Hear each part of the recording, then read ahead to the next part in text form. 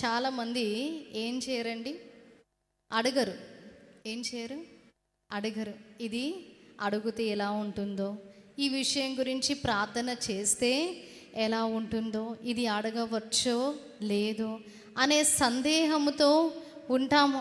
మనం ప్రార్థన చేసే వారముగా ఉండాలి, అడిగే వారముగా ఉండాలి, మొరపెట్టే వారముగా ఉండాలి, విజ్ఞాపన ప్రార్థనలు చేసే వారముగా ఉండాలి, కనిపెట్టి ప్రార్థన చేసే వారముగా ఉండాలి, ఉపవాస ప్రార్థనలు చేసే వారముగా ఉండాలి. ఇక్కడ ఈ స్త్రీ మనోవిచారముతో లేకుండా ఎక్కడికి వెళ్ళిందంట? ఎలీషా దగ్గరికి వెళ్ళింది. దేవుడు ప్రవక్త అయిన ఎలీషా ద్వారా నాకు కార్యము చేస్తాడని నమ్మి విశ్వసించి అక్కడికి వెళ్ళడం మనము చూస్తాం. యోబు గ్రంథము 14వ అధ్యాయం 1వ వచనం, స్త్రీ కనిన నరుడు కొద్ది దినములైన వాడు మిక్కిలి బాధ నొందును. ఏంటంట? ఈ లోకములో మన దినములు ఎన్ని? కొన్నే. ఎన్నండి? కొన్నే. కానీ ఆ కొన్ని దినములు కూడా ఏముంటుందంట? బాధ ఉంటుంది, శ్రమ ఉంటుంది, కష్టం ఉంటుంది.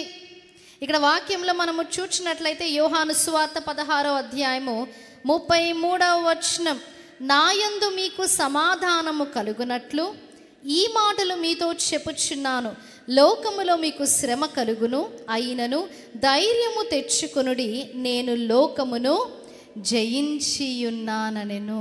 ఏంటంట? లోకములో యేసుక్రీస్తు ప్రభువారు కూడా లోకములో ఉన్నప్పుడు ఆయనకు ఏముందంట? శ్రమ అనేది ఉంది.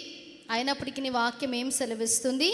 లోకమును నేను జయించియున్నాను. ఈ లోకములో ఉన్నప్పుడు ఏముంటుందంట? లోకములో మీకు శ్రమ కలుగును, అయినను ఎలా ఉండాలంట? మనము ధైర్యము కలిగి ఉండాలి. ధైర్యము కలిగి దేవుని వైపు చూచే వారముగా ఉండాలి. అది ఎటువంటి నిరాశ అయినా సరే, మన వాళ్ళు మరణించినా సరే, మన వారు మనతో లేకపోయినా సరే, మన వారు మనని విడిచి వెళ్ళిపోయినా సరే, ఎవరు లేకపోయినా ఒక్కడవని నీవు ఒడలిపోవద్దు. నీ ప్రక్కన అనేకులు ఉంటారంట. ఒక్కడని అయ్యో నేను ఒక్కదాన్నే ఉన్నాను, నేను ఒక్కడిగా ఉన్నాను, ఒంటరిగా ఉన్నాను అని మనం ఎప్పుడు కూడా అనుకోకూడదంట. ఇక్కడ వాక్యంలో మనము చూస్తే ఈ లోకంలో మనం ఉన్నామంటేనే బాధ ఉంటుందంట, శ్రమ ఉంటుందంట. కానీ ఎలా ఉండాలంట? ధైర్యముగా మనము ఉండాలంట.